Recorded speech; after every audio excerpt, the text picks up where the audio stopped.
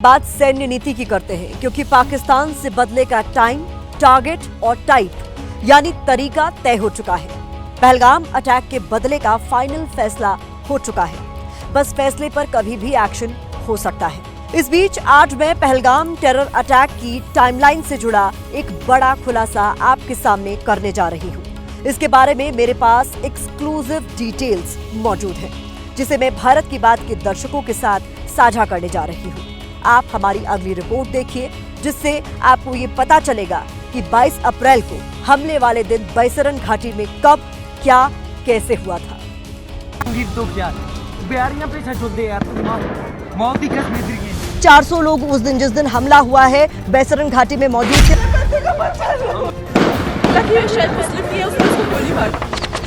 हर एक शख्स जो वहां मौजूद था, उससे एनआईए की टीम संपर्क में है। 2:25 पर पहला फायर हुआ था और 2:30 बजे ही जो लोकल थाने के एसएचओ हैं, उन तक की जानकारी पहुंच चुकी थी।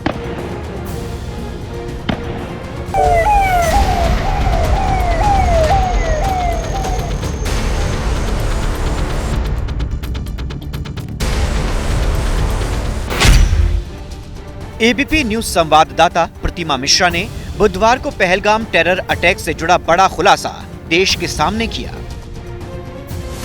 बैसरन घाटी में हमले वाले दिन कितने सैलानी जमा थे, कितने बजे पहली गोली चली, कितने बजे पुलिस को अटैक की सूचना मिली, कितने बजे सेना के जवान घटनास्थल पर पहुंचे। सूत्रों से मिली जानकारी के मुताबिक प्रतिमा मिश्रा ने ये सारी एक्सक्लूसिव जानकारी देश के सामने रखी। मेरे ठीक पीछे मौजूद है वही बैसरन घाटी, जहां पर एनआईए की टीम एक बार फिर पहुंची थी। यही वो घटना घटी थी। यहां मेटल डिटेक्टर और 3D मैपिंग तकनीक के जरिए पूरी घाटी की सघन तलाशी ली गई। सूत्रों के मुताबिक जांच के दौरान पता चला है कि हमले वाले दिन 400 लोग यहां जमा थे और ये सभी लोग अब एनआईए के संपर्क में हैं। जांच सही दिशा में आगे बढ़ रही है। एनआईए की टीम बैसरन घाटी में पहले ही सीन रिक्रिएट कर चुकी है। इस बीच सूत्रों से पहलगाम हमले की टाइमलाइन को लेकर भी बड़ी जानकारी सामने आई है। इसके मुताबिक 22 अप्रैल को करीब 2:25 पर पहली गोली चली। पहली गोली चलने के 5 मिनट बाद यानी 2:30 पर स्थानीय थाने के एसएचओ को कॉल की गई। एसएचओ ने 3 राष्ट्रीय राइफल्स कंपनी के कमांडेंट को इसके बारे में बताया। एसएचओ ने जब पहली बार 3 राष्ट्रीय राइफल्स के कमांडेंट को इसकी जानकारी दी, तो उनकी तरफ से यह बताया गया कि हो सकता है, ये मुमकिन है कि वहां हमारी फायरिंग प्रैक्टिस चल रही हो, क्योंकि अक्सर जंगल वाले इलाकों और दुर्गम पहाड़ी इलाकों में सेना की ओर से फायरिंग ड्रिल की जाती है। इसके अलावा जंगली जानवरों को भगाने के लिए भी शॉट्स फायर किए जाते हैं। इसके बाद सेना के जवानों को बैसरन घाटी तक पहुंचने में 1 घंटे से ज्यादा का वक्त लगा, क्योंकि वहां वाहन को नहीं ले जाया जा सकता है। हमले की जांच में जुटी एनआईए की टीम ने बैसरन घाटी की 3D मैपिंग भी की है। अब तक दर्ज किए गए चश्मदीदों के बयान के आधार पर 3D मैपिंग की गई है, जिससे आतंकियों की एंट्री और एग्जिट पॉइंट की पुख्ता जानकारी मिल पाएगी। 3D मैपिंग आतंकियों का सुराग लगाने में कितनी कारगर हो सकती है, एक्सपर्ट से जानते हैं। 3D मैपिंग से आपको ग्राउंड की रियल स्थिति पता लगती है, किस तरीके से जमीन की बनावट है, और वो आपको पेट्रोलिंग करने में या ऑपरेशन प्लान करने में मदद देती है। आप आसानी से ग्रेडियंट्स का पता लगा सकते हैं, आप उतराई का, चढ़ाई का पता लगा सकते हैं, दुश्मन के छुपे होने वाले ठिकानों का भी पता लगा सकते हैं, अंदाजा लगा सकते हैं कि इन इलाकों में हो सकते हैं। एक तरफ सुरक्षा बल और एनआईए की टीम हमला करने वाले आतंकियों को ट्रैक करने में जुटी है, दूसरी तरफ पहलगाम अटैक में पाकिस्तान की साजिश के अलग अलग किरदार और चेहरे सामने आ रहे हैं, जो आतंक को पालने वाले पाकिस्तान की पूरी दुनिया में पोल खोल रहे हैं। जम्मू कश्मीर पुलिस सूत्रों के मुताबिक जैसे जैसे जांच आगे बढ़ रही है, बड़े बड़े खुलासे हो रहे हैं। सूत्रों की माने तो अब तक आतंकियों का समूह हमले से 1 हफ्ते पहले पहलगाम पहुंचा था, इसकी जानकारी सामने आई है, जिसके बाद आतंकियों ने टारगेट की रेकी की थी। सूत्रों के मुताबिक 4 पाकिस्तानी आतंकी और उनके साथी 15 अप्रैल को पहलगाम पहुंचे और कई जगहों पर जाकर हमले की योजना उनकी ओर से बनाई गई। सबसे पहले पहलगाम की आरू घाटी की रेकी हुई थी, लेकिन आरू घाटी में सुरक्षा बलों के कैंप होने की वजह से हमले की योजना को टाल दिया गया। इसके बाद अम्यूजमेंट पार्क की भी रेकी हुई। यहाँ भीड़ कम होने की वजह से हमले का प्लान टाला गया। सूत्रों के मुताबिक आखिर में बेताब घाटी को चुना गया, जो अमरनाथ यात्रा के रास्ते पर पड़ती है, लेकिन यहाँ भी सुरक्षा बल तैनात थे, जिसके बाद पहलगाम घाटी को टारगेट किया गया। इधर आतंकियों को लेकर खुलासे हो रहे हैं, उधर भारत के बदले को लेकर पाकिस्तान इसलिए डरा हुआ है क्योंकि पाकिस्तानी सेना और उनकी खुफिया एजेंसी ISI ने ही पहलगाम हमले की साजिश को अंजाम दिया है और अब इस अंजाम की सजा देने का सही वक्त आ गया है। पाकिस्तानी सेना कैसे भारत के खिलाफ आतंकी तैयार कर रही है, उसकी गवाही आज खुद पाकिस्तानी सेना प्रमुख आसिम मुनीर के पाले पोसे 4 चेहरे देने वाले हैं। हम आपको बता दें कि इन 4 चेहरों में एक चेहरा आतंकी हाशिम मूसा का है, जिसके बारे में हम आपको पहले ही बता चुके हैं। इसके अलावा नुमान जियाउल्लाह, फारूक सुल्तान और जहीर अहमद अब्बास के बारे में पता चला है।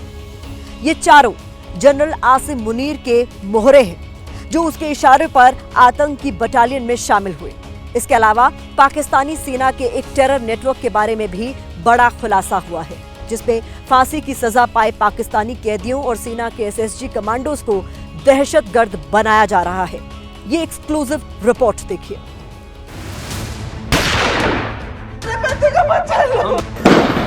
शायद मुस्लिम भी है, उसने उसको गोली मार दी।